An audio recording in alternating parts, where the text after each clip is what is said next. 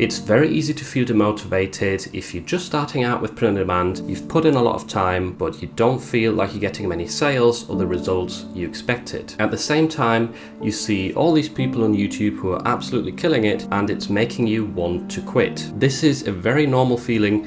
We've all been there, and even those people who are killing it now have definitely had their moments of struggle and doubt when their sales were lower. And to help you out, in this video I'm going to share 6 good reasons with you of why you should not quit print on demand.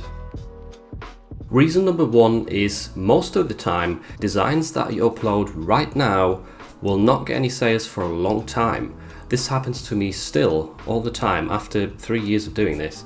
I'll upload designs and they won't get sales for ages, and then suddenly it gets like 1 sale, and then maybe it starts regularly selling over a longer period of time. I've even had designs that I uploaded like 2 or 3 years ago that I've never sold, but suddenly now they're starting to get sales. So you have to really see this in perspective. Some people talk about the 80-20 rule, meaning 80% of your designs that you upload do not sell and 20% do. This might be correct for a lot of people, but that's after a long time has passed. So if you're uploading 100 designs today, that doesn't mean in a month down the line 20 of them have sold. It might take another year and then 20% of them have sold and start selling regularly. So it's really a long-term thing. If you're not patient, that does make things harder, but you have to think about it this way. For most of us, it takes a long time for designs to start selling and gaining some regular traction. Reason number 2 of why you shouldn't quit print on demand is that your next design might be your best seller. And this is a very powerful and motivating one in my opinion, because a lot of print on demand sellers or shops are very similar in the sense that they have a lot of designs that don't really sell or just sell every now and then, not very much.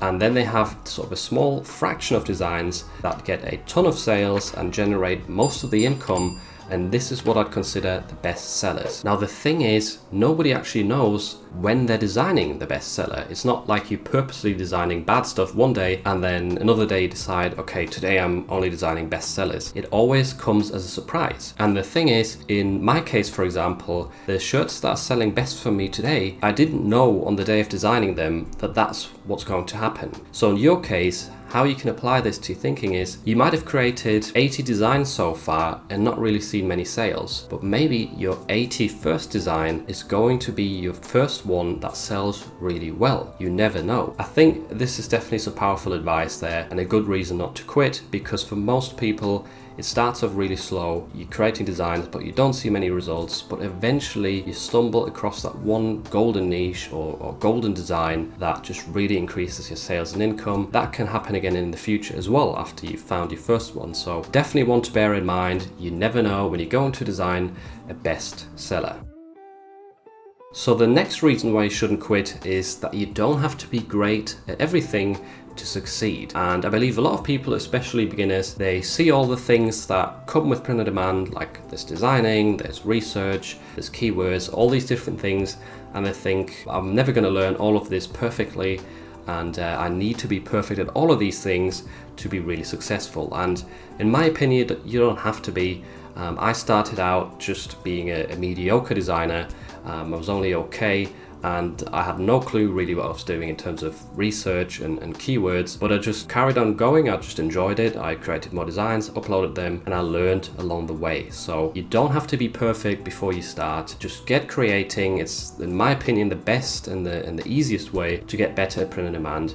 And you never have to get to that level of perfection. There's plenty of proof out there of people that have no idea about design. They just really like research and doing those side of things, and they outsource the design stuff to other people, or they use pre-made graphics, and they're still really successful. And vice versa, if you're really into design and you don't really enjoy the other side of things, you can still use tools to help you out, for example, and make life easier. That way, you don't have to be amazing at everything. It helps, obviously, I'm not going to deny that. If you're perfect at all the skills needed, it's definitely going to help you, but you don't need to be. Don't put too much pressure on yourself, and realize that this is possible even if you're imperfect.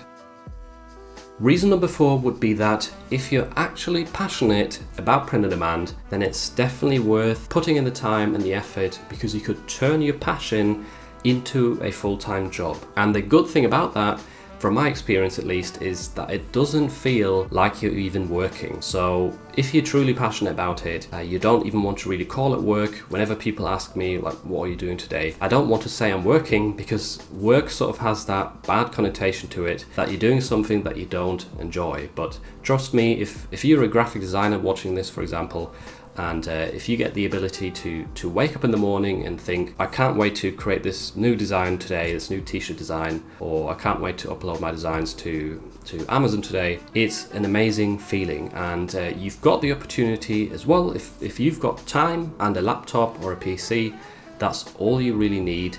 And you definitely shouldn't take that opportunity for granted of being able to turn your passion into a job. Reason number 5 of why you shouldn't quit is the fact that print on demand can really get you a lot of freedom and independence. So if you stick through it and you reach a certain amount of income with print on demand, you're sort of detaching time from money, which is, in my opinion, one of the horrible things about being in a normal day-to-day job. If you have like a 9-to-5 schedule, you have to show up every day of the week to receive your income.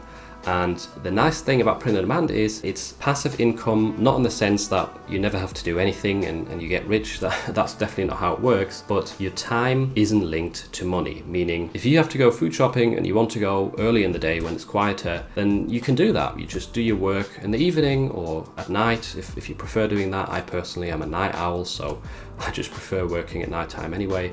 And you can really just plan your whole day out the way you want, because there's no one telling you off for not showing up at 9 in the morning. It really gives you a lot of freedom, also in the sense of you can focus your time on other stuff sometimes. So in my case, I started this YouTube channel a few months back, and it takes a ton of time to create these videos, way more than you'd expect before starting, and I wouldn't have been able to do this without the passive income of print on demand. It's given me that freedom to start a YouTube channel, to put a lot of time into it without having to worry about my other work. I've obviously still been uploading stuff and designing stuff, but not as much as before. The YouTube channel only got monetized like 2 weeks ago, so I wasn't really making any money for the first few months of running this channel.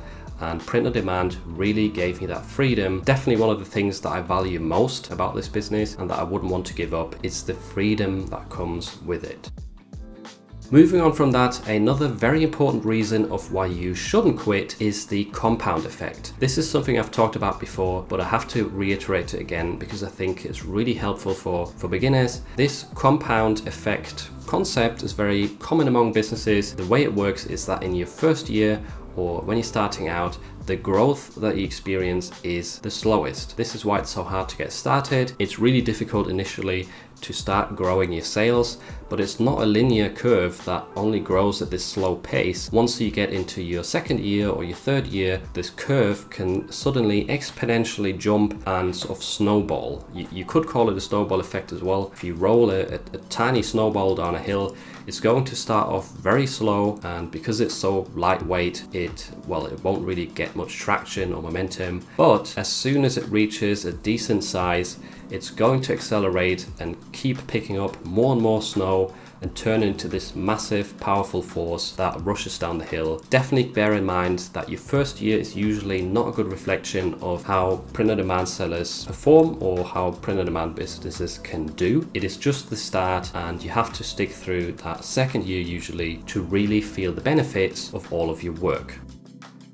I hope I was able to motivate you and most importantly convince you that you shouldn't quit print on demand. And if you're still struggling to get sales and you're not sure what to do, then you would massively benefit from watching this video next, where I show you multiple mistakes that you might be making as well as how to fix them.